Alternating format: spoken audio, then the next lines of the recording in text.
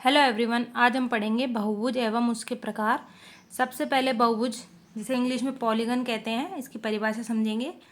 इसकी परिभाषा होती है 3 या 3 से अधिक रेखाखंडों या भुजाओं से घिरी बंद आकृति को बहुभुज कहते हैं। रेखाखंडों को भुजाएं कहते हैं, इसलिए चाहे तो ऐसे कह सकते हैं 3 या 3 से अधिक रेखाखंडों से घिरी बंद आकृति, या फिर ऐसे भी कह सकते हैं 3 या 3 से अधिक भुजाओं से घिरी बंद आकृति को बहुभुज कहते हैं। भुजाओं के आधार पर इनको वर्गीकृत किया गया है। जैसे भुजाओं की संख्या, जिसे n कहेंगे, अगर भुजाओं की संख्या 3 हो तो इस बहुभुज का नाम होगा त्रिभुज। इसकी जो आकृति होगी वो इस तरह से होगी। यदि भुजाओं की संख्या 4 हो तो चतुर्भुज कहेंगे, इसे इस तरह से होगा, या फिर इस तरह से भी हो सकता है, केवल 4 भुजाएं होनी चाहिए।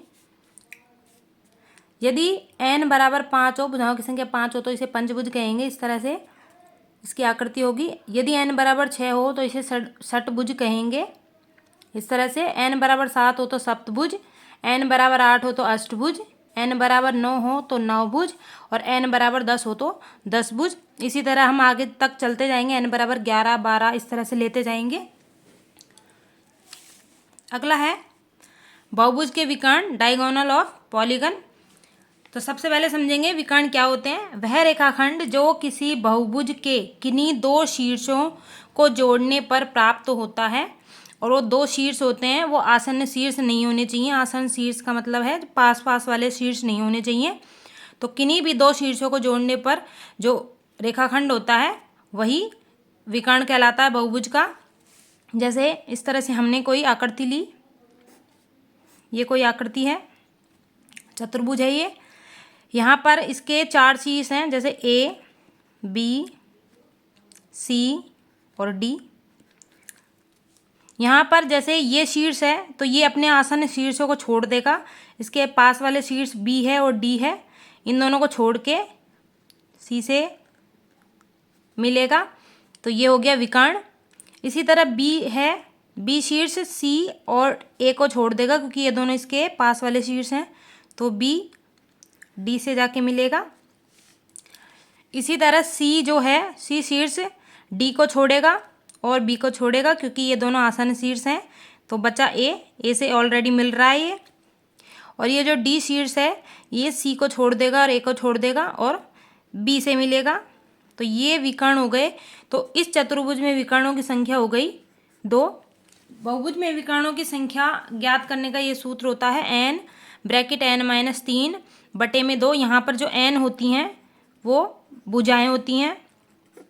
जैसे हमको किसी भी बहुभुज, ये सारे बहुभुज होते हैं, इन बहुभुजों में विकर्ण निकालने हो, जैसे त्रिभुज में विकर्ण कितने होते हैं ये निकालने हो, तो यहाँ पर त्रिभुज में होती हैं 3 भुजाएं, यानी n का मान होता है 3, इसमें रख देंगे। तो त्रिभुज में विकर्णों की संख्या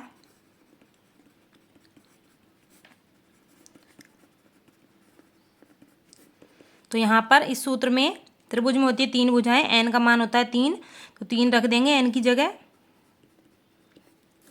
3 में से 3 गया तो 0, और किसी संख्या को 0 से गुणा करते हैं तो 0 आता है, और किसी संख्या का 0 में भाग देते हैं तो भी 0 आता है। तो त्रिभुज में विकर्ण होते हैं 0। इसी तरह हम चतुर्भुज के लिए निकाल सकते हैं।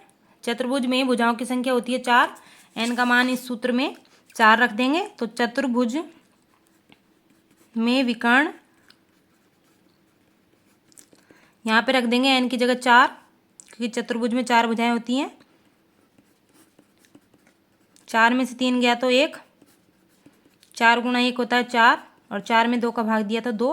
तो चतुर्भुज में विकर्णों की संख्या 2 होती हैं, जैसे हमने इस चित्र में देखा था, विकर्णों की संख्या 2 होती हैं।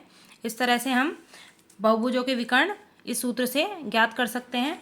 यदि वीडियो अच्छी लगी हो तो लाइक करें, शेयर करें और चैनल को सब्सक्राइब करें। Thank you.